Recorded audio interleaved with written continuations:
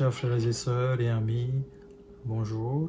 Bienvenue à cette émission de l'Église de Jésus-Christ des Saints des derniers jours. En 2020, cette année, nous célébrons un événement particulier pour nous. En effet, en avril 1820, le jeune Joseph Smith était à la quête pour savoir à quelle église il devait se joindre. Suite à ses recherches et à une prière, il reçut la visite de Dieu le Père et de son Fils Jésus-Christ. Cette manifestation est connue sous l'appellation de la première vision. C'est donc tout naturellement que notre prophète Russell M. Nelson a qualifié cette année comme étant une année qui sera inoubliable et mémorable. Au cours de cette session de conférence générale, où des orateurs ont été choisis parmi les officiers de l'Église, ils nous ont rappelé combien notre Père Céleste et son Fils Jésus-Christ nous aiment.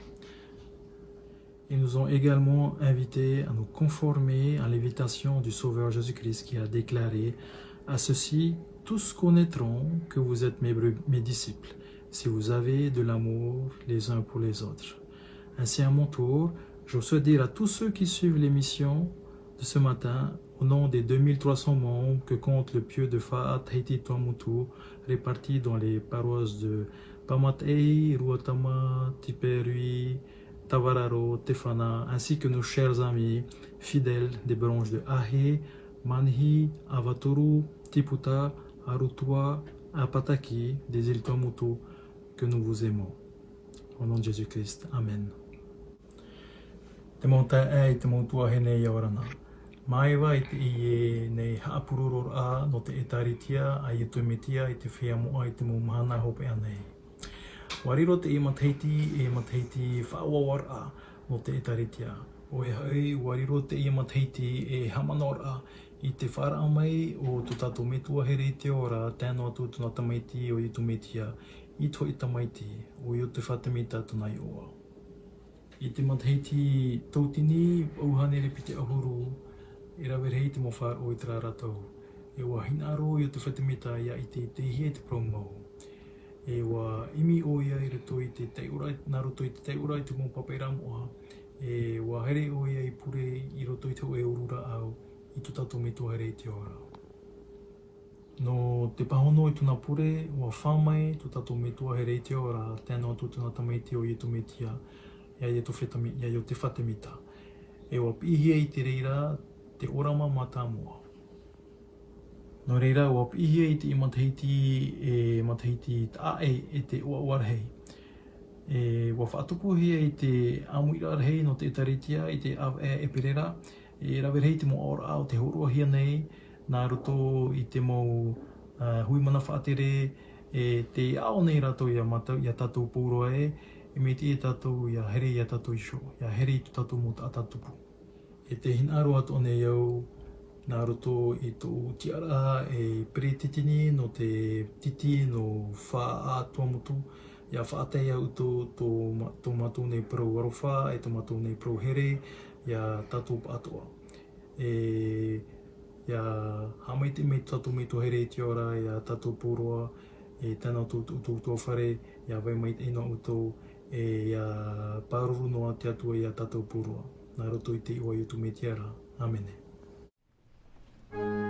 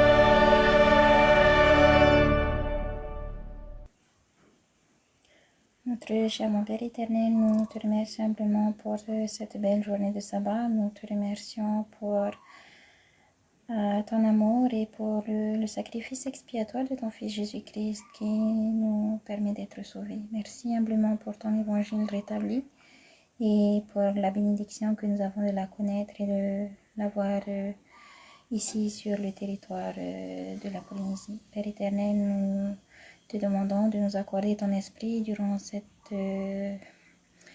ce moment d'enseignement que nous allons partager, afin que nous puissions être édifiés et fortifiés dans notre témoignage, dans notre foi, et que nous puissions spécialement ressentir ton amour que tu as pour chacun de tes enfants ici sur terre. Père éternel, puisses-tu nous accorder ton esprit afin qu'il puisse ouvrir notre cœur et nous rendre réceptifs aux messages qui vont nous être adressés. Puisses-tu aussi bénir et protéger nos familles respectives et tous ceux qui regardent ce matin afin que nous puissions être préservés de la souffrance et que nous puissions garder la santé. Père éternel, c'est notre humble prière que nous t'adressons dans ton Fils Jésus-Christ. Amen. Mes chers frères et sœurs, au cours des semaines passées, la plupart d'entre nous ont vécu des bouleversements dans leur vie personnelle. Des tremblements de terre, des incendies, des inondations, des fléaux et leurs répercussions ont perturbé nos habitudes et provoqué une pénurie d'aliments et de denrées de base et une réduction de notre épargne. Les ténèbres grandissantes qui accompagnent les tribulations rendent la lumière de Jésus-Christ plus resplendissante que jamais. Pensez au bien que chacun de nous peut faire en ces temps d'agitation mondiale.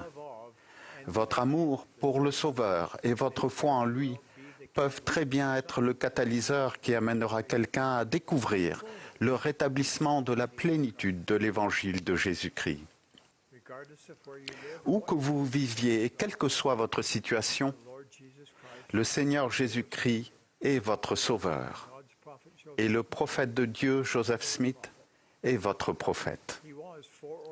Il a été préordonné avant la fondation de cette terre pour être le prophète de cette dernière dispensation dans laquelle rien ne sera retenu au sein. La révélation continue d'affluer en provenance du Seigneur dans ce processus de rétablissement continu. Que signifie pour vous le fait que l'évangile de Jésus-Christ a été rétabli sur la terre? Cela signifie que vous et votre famille pouvez être scellés ensemble à jamais.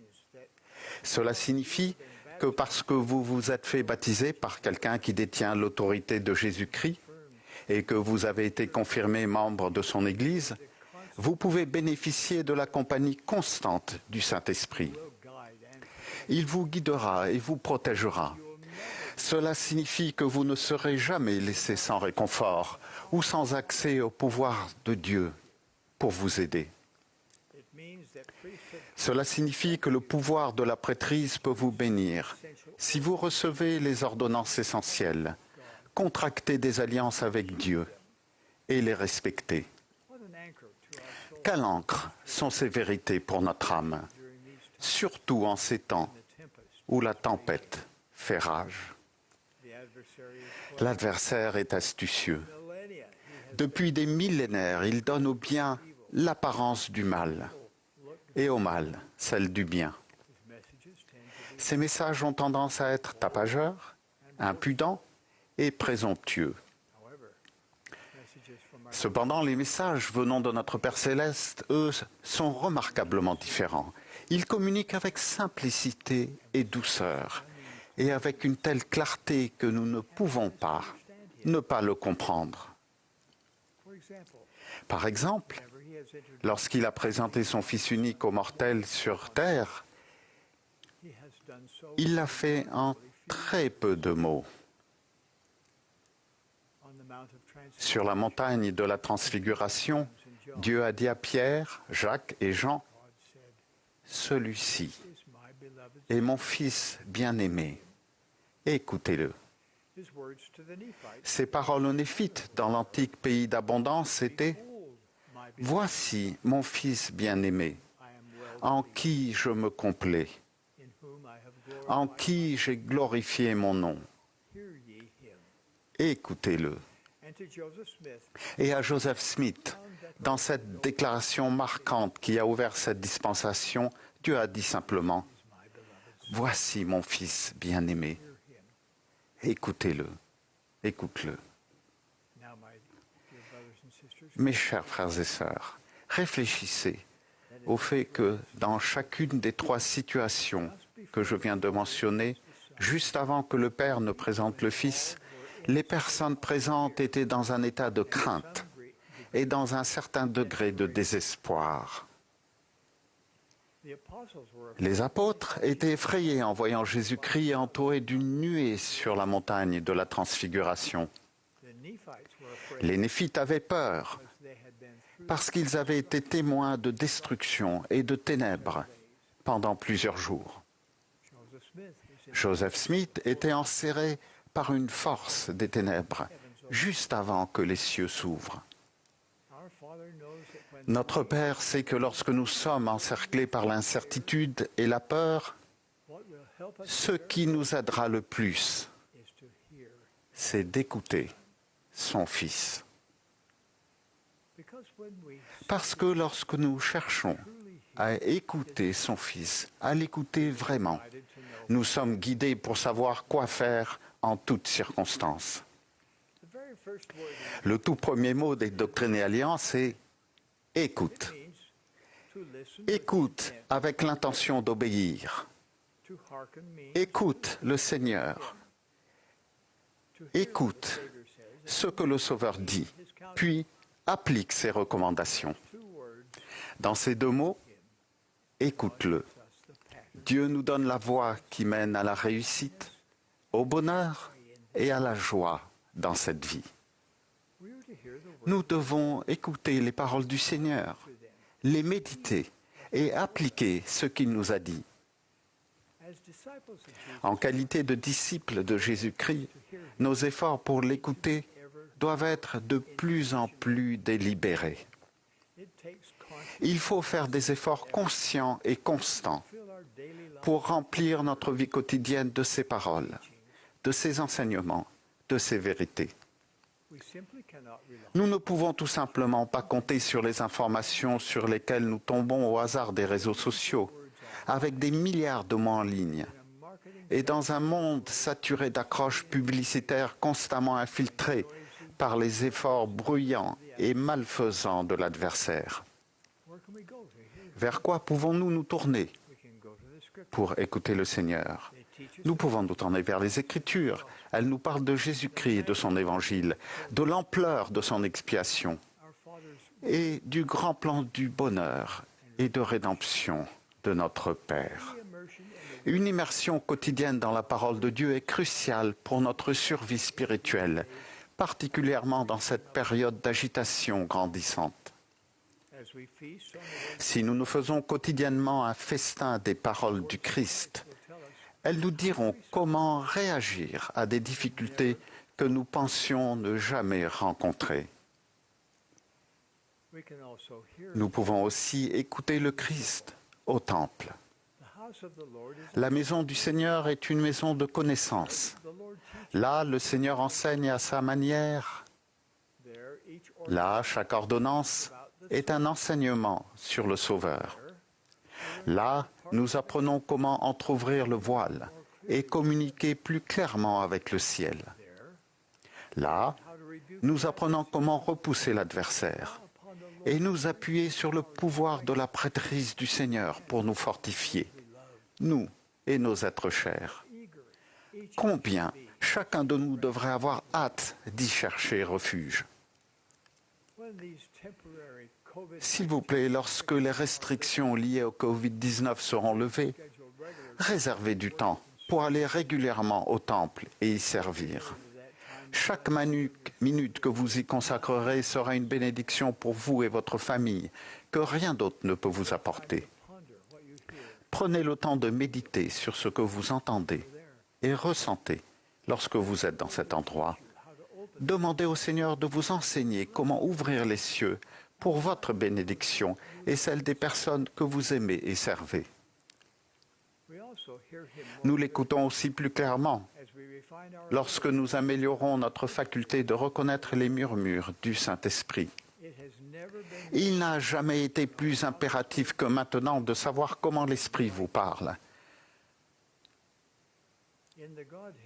Au sein de la divinité, le Saint-Esprit est le messager. Il transmettra à votre esprit des pensées que le Père et le Fils veulent que vous receviez. Il est le consolateur.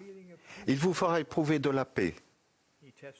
Il témoigne de la vérité et confirmera ce qui est vrai, si vous écoutez et lisez la parole du Seigneur. Je vous redemande de faire tout ce qui est nécessaire pour accroître votre aptitude spirituelle à recevoir des révélations personnelles. Cela vous aidera à savoir comment aller de l'avant dans la vie, quoi faire dans les moments de crise, et comment discerner et éviter les tentations et les tromperies de l'adversaire. Et pour finir, nous l'écoutons si nous prêtons attention aux paroles des prophètes, voyants et révélateurs. Les apôtres ordonnés de Jésus-Christ témoignent toujours de lui. Ils indiquent le chemin, tandis que nous nous frayons le nôtre, dans le labyrinthe déchirant des expériences de la condition mortelle.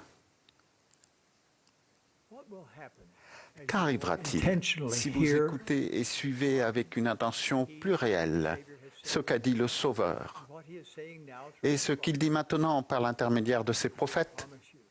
Je vous promets que vous aurez la bénédiction de recevoir plus de pouvoir pour faire face aux tentations, aux difficultés et aux faiblesses.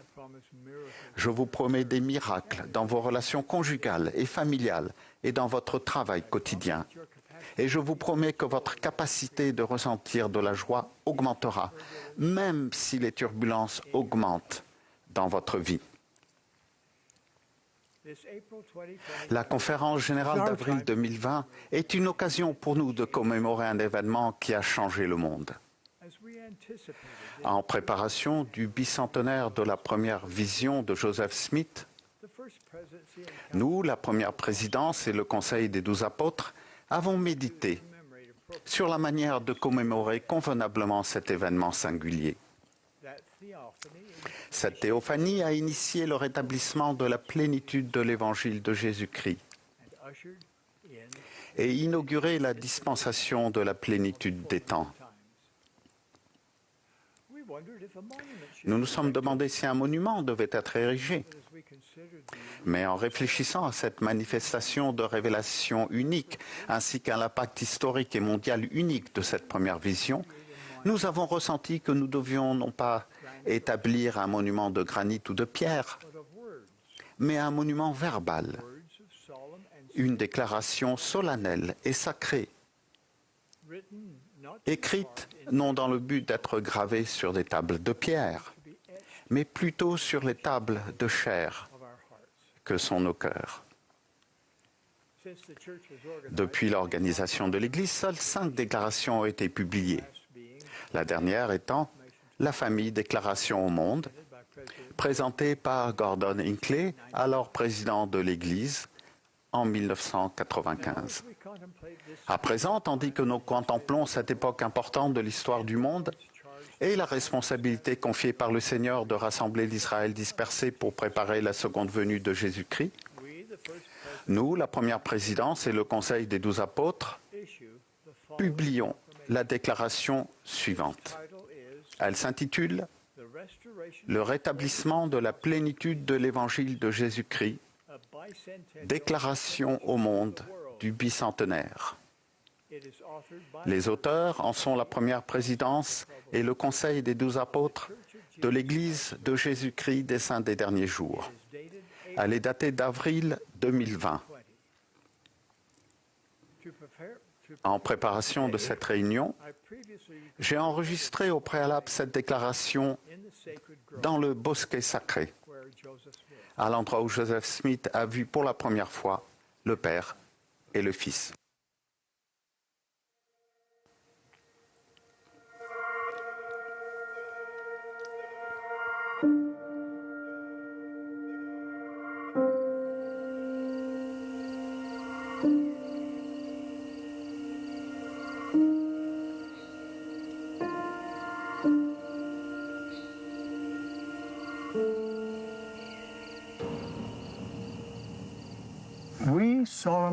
Nous déclarons solennellement que Dieu aime ses enfants dans chaque nation du monde.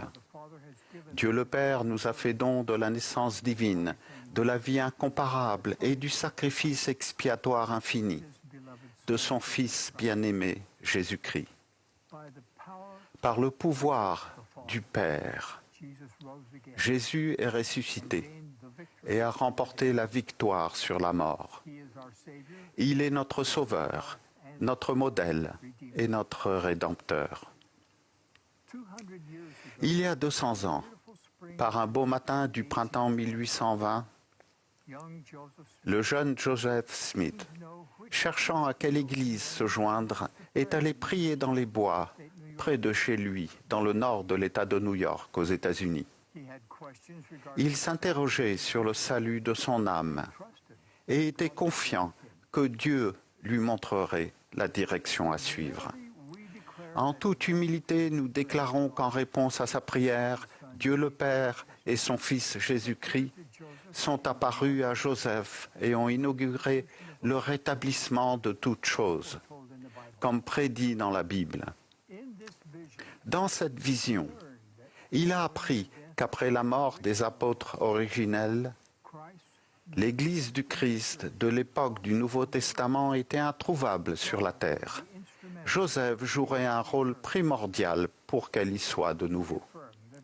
Nous affirmons que sous la direction du Père et du Fils, des messagers divins sont venus instruire Joseph et rétablir l'Église de Jésus-Christ. Jean-Baptiste, ressuscité, a rétabli l'autorité de baptiser par immersion pour la rémission des péchés. 3 des 12 apôtres originels, Pierre, Jacques et Jean, ont rétabli l'apostolat et les clés de l'autorité de la prêtrise. D'autres sont également venus, notamment Élie, qui a rétabli l'autorité d'unir les familles à jamais dans des relations éternelles transcendant la mort. Nous témoignons encore que Joseph Smith a reçu le don et le pouvoir de Dieu pour traduire des annales anciennes. Le livre de Mormon, un autre témoignage de Jésus-Christ. Les pages de ce texte sacré comportent un récit du ministère personnel de Jésus-Christ auprès d'un peuple de l'hémisphère occidental peu après sa résurrection. Il enseigne le but de la vie et explique la doctrine du Christ, dont elle est l'élément central. En tant que livre d'écriture qui va de pair avec la Bible, le livre de Mormon atteste que tous les êtres humains sont fils et filles d'un Père céleste aimant, qu'il a un plan divin pour nous et que son Fils Jésus-Christ parle aujourd'hui tout comme il le faisait dans les temps anciens. Nous déclarons que l'Église de Jésus-Christ des Saints des Derniers Jours, organisée le 6 avril 1830, est l'Église du Christ de l'époque du Nouveau Testament, maintenant rétablie. Cette Église est ancrée dans la vie parfaite de sa pierre angulaire principale, Jésus-Christ, et dans l'expiation infinie et la résurrection littérale de celui-ci. Jésus-Christ a de nouveau appelé des apôtres et leur a conféré l'autorité de la prêtrise. Il nous invite tous à venir à lui et à son Église afin de recevoir le Saint-Esprit et les ordonnances du salut et d'acquérir la joie durable. 200 ans ont maintenant passé depuis que ce rétablissement a commencé sous la direction de Dieu le Père et son Fils bien-aimé Jésus-Christ. Des millions de gens dans le monde ont embrassé la vérité grâce à la connaissance de ces événements qui avaient été prophétisés. Nous déclarons avec joie que le rétablissement promis va de l'avant grâce à la révélation continue. Cette terre ne sera plus jamais la même à mesure que Dieu va réunir toutes choses en Christ. Avec révérence et gratitude, nous, ses apôtres, invitons chacun à savoir, comme nous le savons, que les cieux sont ouverts. Nous affirmons que Dieu fait connaître sa volonté à l'égard de ses fils et filles bien-aimés.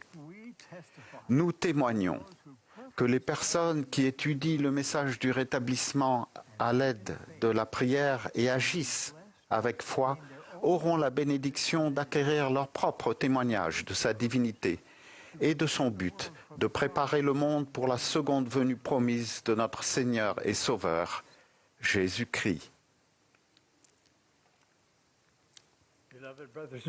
Chers frères et sœurs bien-aimés, voilà notre déclaration au monde du bicentenaire concernant le rétablissement de l'évangile de Jésus-Christ dans sa plénitude. Je sais que Joseph Smith est le prophète préordonné que le Seigneur a choisi pour ouvrir cette dernière dispensation. Par son intermédiaire, l'Église du Seigneur a été rétablie sur la terre. Joseph a scellé son témoignage de son sang. Combien je l'aime et l'honore.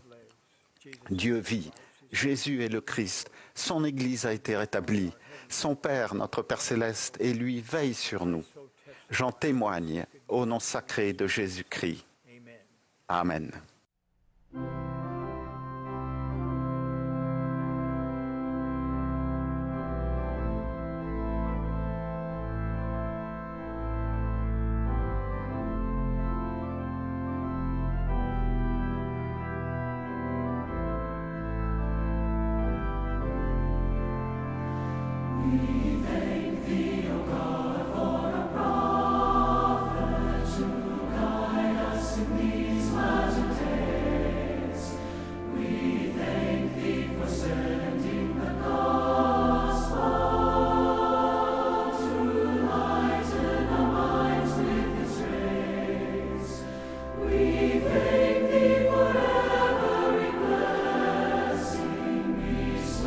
By thy bounteous love.